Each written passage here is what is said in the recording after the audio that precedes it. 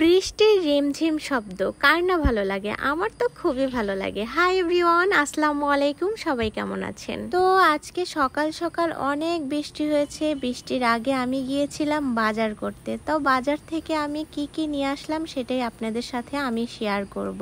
তো অনেক বছর পরে আজকে আমি বাজারে গিয়েছিলাম, প্রায় 15 বছর পরে।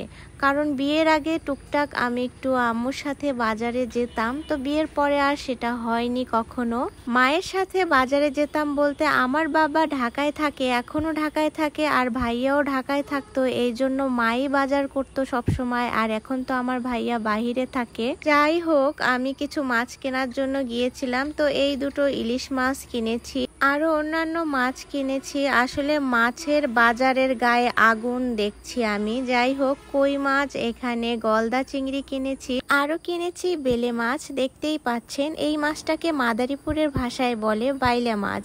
যাই হোক, এখানে কিনেছি বাগদা চিংড়ি, আরো কিনেছি বাইং মাছ। আসলে বড় বাইং মাছ পাওয়া যায় না, এই জন্য বাজারে পেয়ে গেলাম আর কিনে ফেললাম। সাথে কিছু কাঁচা বাজারও করে নিয়ে এসেছি, মানে শাক সবজি। ফার্স্টেই দেখাচ্ছিলাম যে অনেক বৃষ্টি হচ্ছে, আর বৃষ্টির সময় কার না খিচুড়ি খেতে ভালো লাগে? আমার তো খুবই ভালো লাগে, এই জন্যই রান্নাঘরে চলে এসেছি। ইলিশ মাছটা মোটামুটি ভালোই বড় ছিল, এই জন্য এরকম ভাবে কেটে নিয়েছি। আর এখানে একটা কড়াইতে পরিমাণ মতো তেল, আদা, রসুন, পেঁয়াজ সবকিছু দিয়ে ভালোভাবে ভেজে নিয়েছি। তেজপাতা, এলাচ, লবঙ্গ, দারুচিনি সবকিছু দিয়ে দিয়েছি।